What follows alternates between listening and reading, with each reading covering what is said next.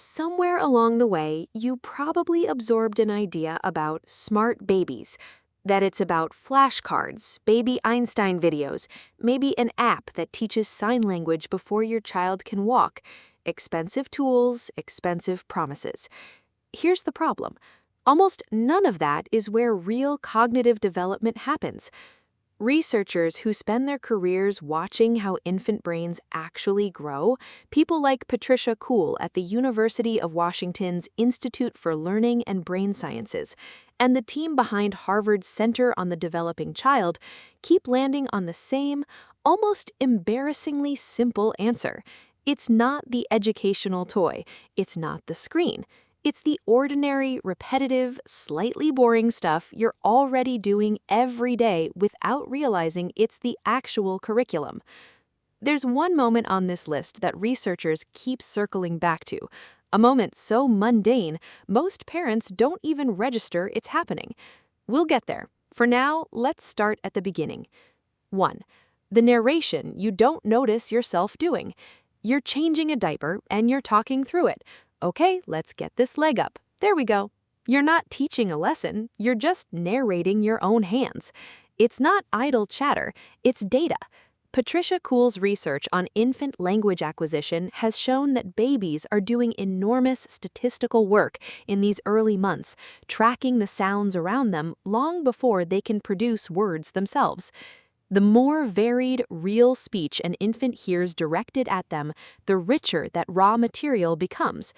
That means the running commentary you think nobody's listening to is quietly building the scaffolding for everything your child will eventually say. 2. The face you make right back at theirs. Your baby scrunches their nose, you scrunch yours back. It looks like nothing, a reflex, a game. It's not a game, it's a conversation. Researchers studying early imitation, building on foundational work by developmental psychologist Andrew Meltzoff, have found that infants are primed almost from birth to notice when their own expressions are being mirrored back to them. That mirroring is one of the earliest ways a baby learns that they are a person other people respond to, and that lesson never really leaves them. 3. The pause before you rush to fix things. Your baby fusses.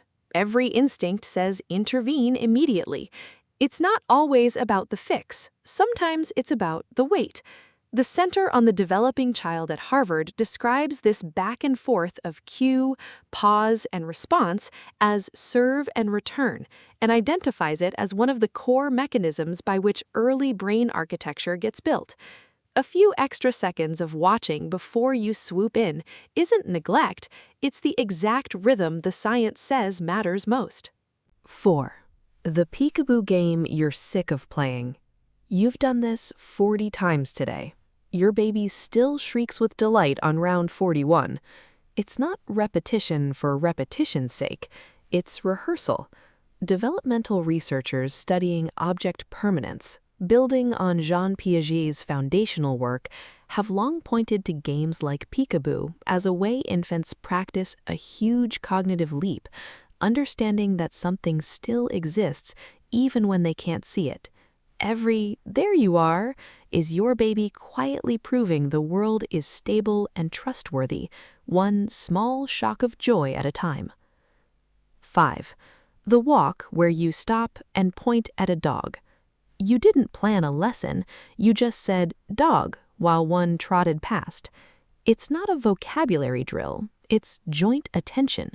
Researchers studying early word learning have found that when a caregiver and infant look at the same object together and the caregiver names it in that exact moment, language sticks in a way that flashcards never quite manage. If this is the part where you're realizing how much of this you're already doing without trying, that's kind of the point of this channel. I dig through the actual research so you don't have to wonder whether what you're doing matters. If that's useful to you, subscribing helps more of it find its way to you. 6. The lap you read the same book in again. Goodnight Moon, for the 9th night running, you could recite it in your sleep at this point. So could your toddler, almost. It's not about the story, It's about the return to a known place. Attachment researchers, extending the work of Mary Ainsworth on early bonding, have shown that predictable, repeated caregiving rituals help build a secure base from which children feel safe enough to explore and learn. The book itself is almost beside the point. What's being built is the safety that makes curiosity possible in the first place. 7. The moment you comfort them instead of letting them self-soothe too soon. They're crying and you pick them up. Someone told you this would spoil them. It's not spoiling, it's regulating.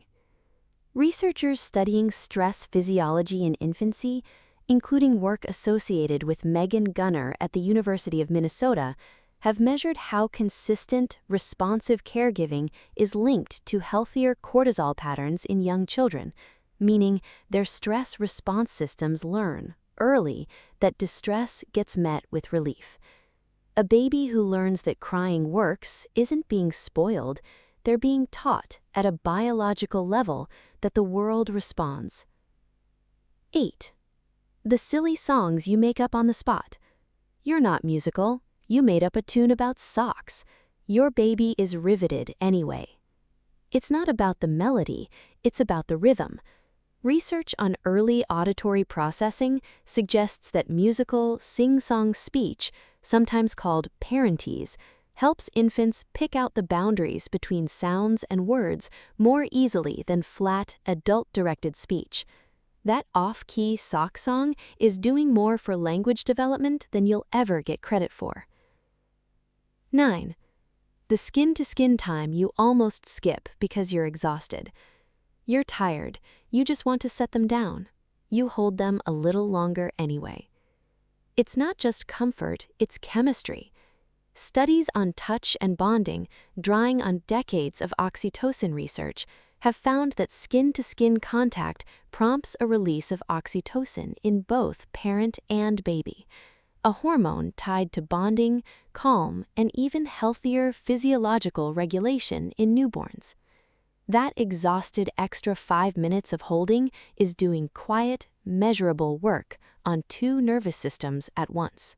And now the 10th. This one isn't flashy. It doesn't look like a milestone. But if you asked the researchers which single thing matters most of them would land here.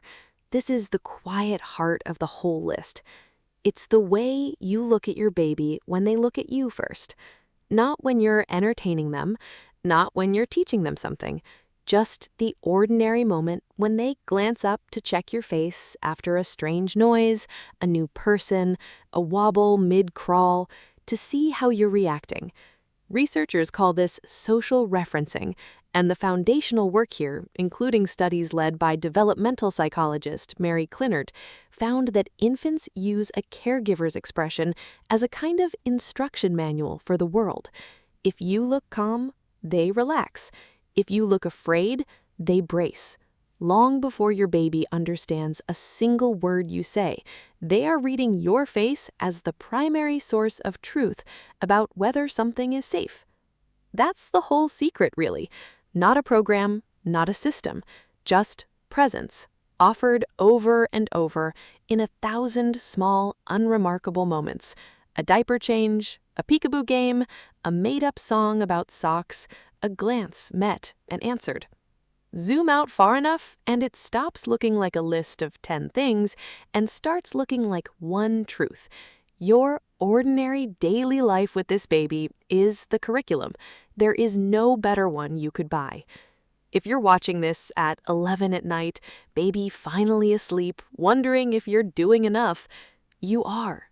The dishes in the sink don't know what you did today. The research does. You don't need a smarter baby product. You need to keep being exactly this tired and exactly this present, because that combination, it turns out, is the whole method. If this gave you one less thing to worry about tonight, consider subscribing.